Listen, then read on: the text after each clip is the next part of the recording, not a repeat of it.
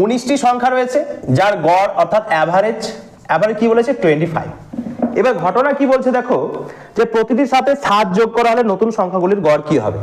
তাহলে প্রতিটির সাথে যা ঘটনা ঘটবে, আমি কি বলেছিলাম, প্রতিটির সাথে যা ঘটনা ঘটবে অ্যাভারেজের সাথেও তাই ঘটবে। তাহলে কি করব, এখানে 7 যোগ হয়ে যাবে, তাহলে হয়ে যাবে 32 হয়ে যাবে আনসার। তাহলে অ্যাভারেজের সাথেও তাই যোগ হবে। ব্যাপারটা বোঝাচ্ছি, যদি ভেঙে কেউ বুঝতে চাও, একটা এক্সাম্পল দিচ্ছি। ধরে নাও এখানে 5 আছে আর এখানে ধরে নাও একটা 7 আছে, না ধরে নাও 5 আর 9 নিলাম বাবু, ঠিক আছে, দুটো সংখ্যা। তাহলে এর অ্যাভারেজ মানে কি, এই দুটোকে যোগ করে 2 দিয়ে ভাগ, তাহলে 5 আর 9 2 দিয়ে ভাগ করলাম, তাহলে কি ঘটছে 14/2 = 7। এটা হচ্ছে অ্যাভারেজ।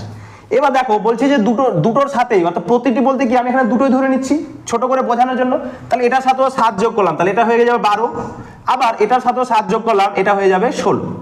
ওকে, তাহলে 12 আর 16 যোগ করলে কত হয় বাবু, 28।